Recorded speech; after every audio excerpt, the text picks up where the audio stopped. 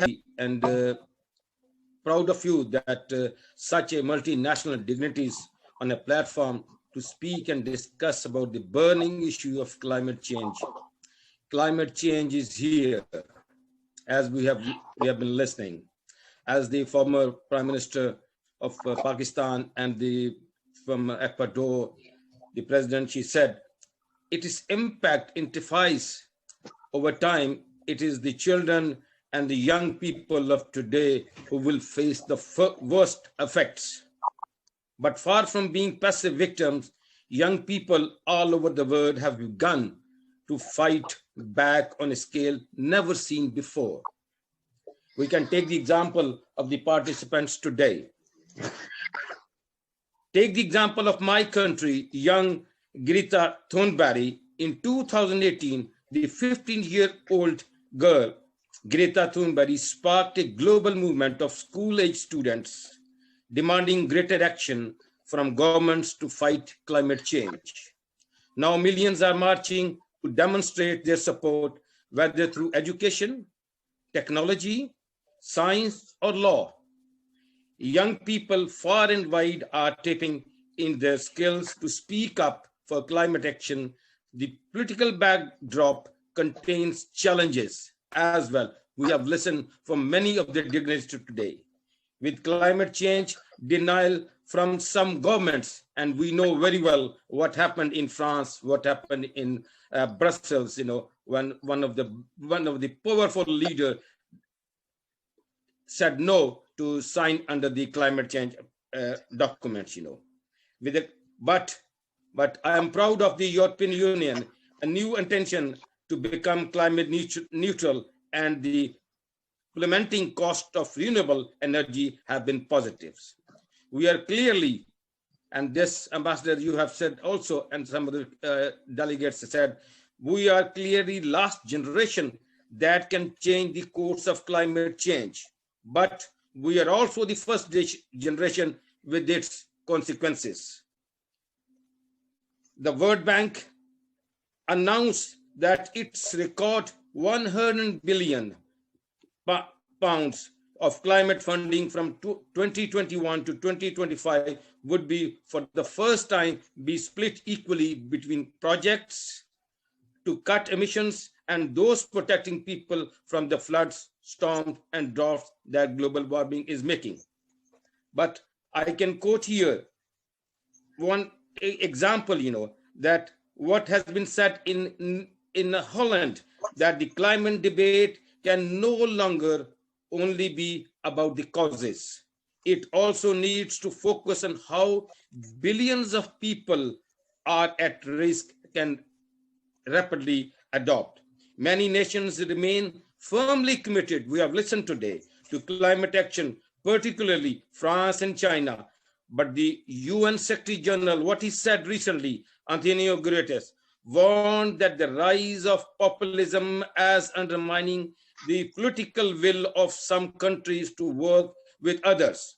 We have more and more nationalist approaches being popular and winning elections. He said this has led, in many opinions, to a lack of political will.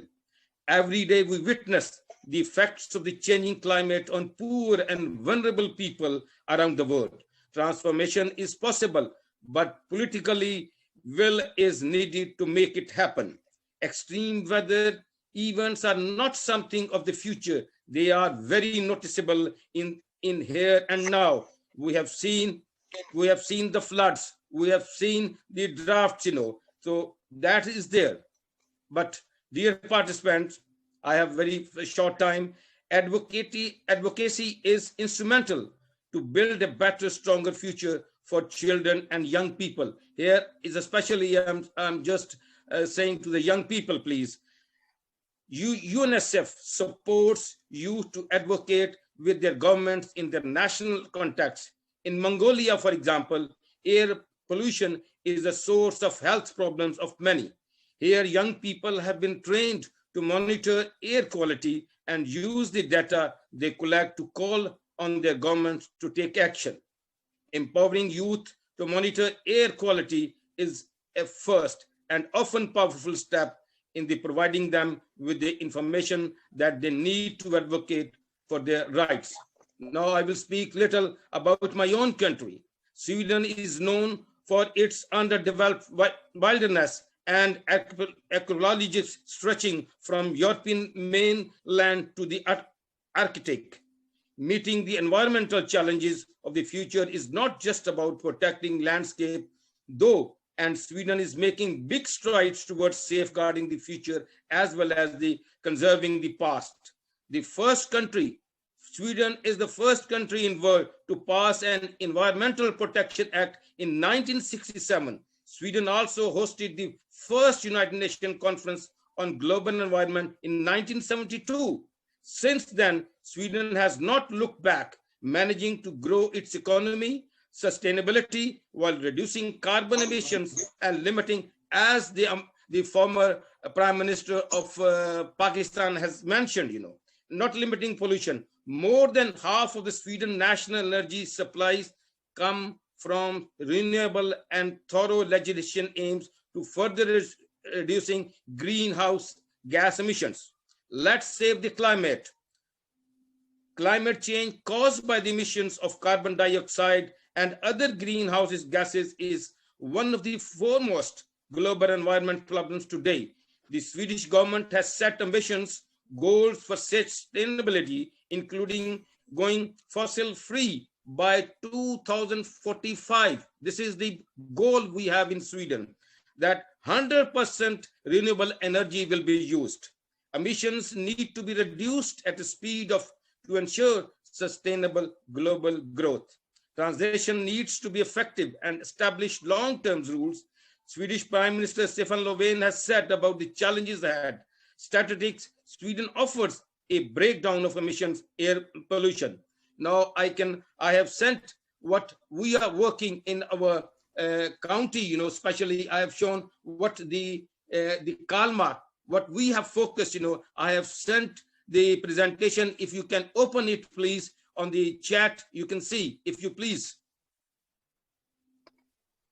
The last few decades have seen Sweden become a focus for leading environmental research. Stockholm now boosts the Stockholm Environment Institute to Stockholm Reliance Center and the groundbreaking Environmental Humanities Laboratory at the KTH Royal Institute of Technology. And we need the help for these defenders also. They are going all over the world to defend the climate change and the activists, as very rightly our former parliament member from the European Union, she has mentioned, so we need to help the human rights defenders also for their human rights also.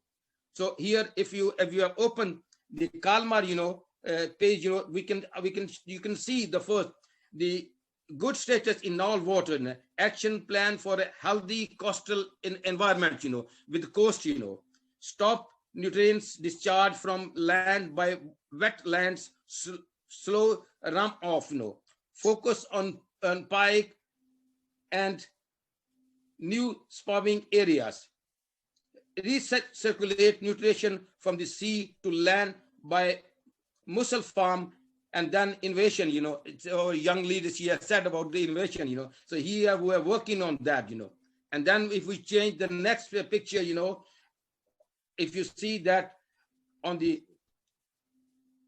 action plan for a healthy coastal environment, you have seen that, if you see the third one, high focus strategy for high biodiversity, save old oak trees, restore beach midways and sand areas, more midways, more and more. And then if you see the second last,